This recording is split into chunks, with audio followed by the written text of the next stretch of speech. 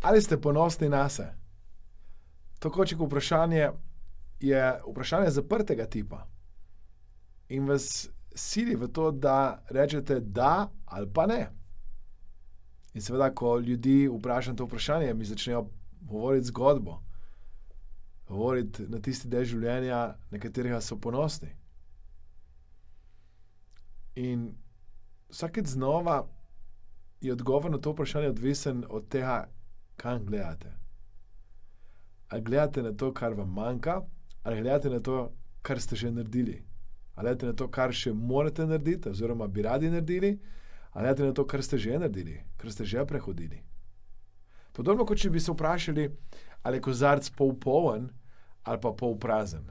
In ko se vprašate, ali je kozarec pol poln, pol prazen, je pomembno, da se zavedate, da imate pipo zraven in greste tja in si kadarkoli lahko natočite še več vode. In podobno je v tem, ko razmišljate o svojem lastnem ponosu. Kajti, ko se pohvalite, ko se zahvalite, ko ste ponosni, ne samo na to, kar ste naredili, ne samo na to, kar ste do tega trenutka uspeli premagati, ko ste ponosni samo zato, ker ste živi, ker vztrajate, ker delate vsak dan majhne korake na poti do tega, da boste na koncu dosegli to, kar bi radi dosegli. Ko ste ponosni zato, ker ste del te čudovite družine ljudi, ki sobivamo na tem planetu.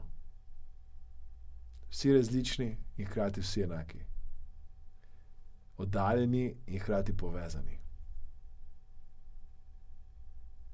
Mogoče bi bilo še boljše vprašanje, ki bi ga lahko postavil, je, kako ste ponosni sedaj nase? Ker s tem že lahko na nek način predpostavljam, da ste ponosni.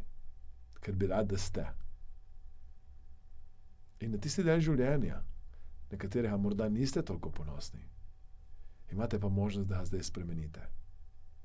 Da rečete ne preteklosti in začnete v sedanjosti vplivati na prihodnost, kajti čez nekaj dni, mesecev, let, ko boste gledali na ta dan, na odločitev, ki jo sedaj sprejemate, bi rad, da ste takrat ponosni.